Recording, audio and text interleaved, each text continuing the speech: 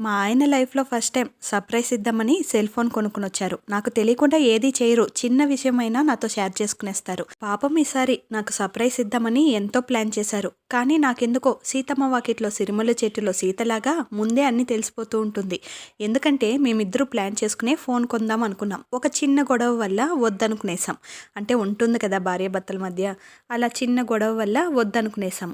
కానీ ఎక్కడో ఒక చోటన కొడుతుంది. ఎలాగో కొనేస్తారు, ఇక నిలపరు, కొనిచ్చేస్తారనేసి. కానీ మా ఆయనేమో నెక్స్ట్ ఆఫర్‌లో కొనిస్తాను, మళ్ళీ ఎప్పుడైనా ఆఫర్ వచ్చినప్పుడు కొనుక్కుందాంలే, ఇప్పుడెందుకులే అని నాకు సర్ది చెప్తున్నారు. అప్పుడే నాకింకా గ్యారంటీ అయిపోయింది. ఓహ్! ఫోనొస్తుంది కంపల్సరీ అని జెప్పి. ఎందుకంటే ఇలాంటి డైలాగులన్నీ వాడరు గదా! కొనేసుంటారు అని అనిపించిందనమాట. సర్లే మనకి సర్ప్రైజ్ ఇద్దాం అనుకున్నారో ఏమో, మనం కూడా ఫోన్ వచ్చిన వెంటనే సర్ప్రైజ్ అయిపోయాను అని ఫీల్ అవుదాం అనుకున్నాను. కానీ మనకి యాక్టింగ్ చేయడం రాదు కదా! నాకు సర్ప్రైజ్ అవ్వడమే రాలేదు మామ అని చెప్పాను. పాపం మా ఆయన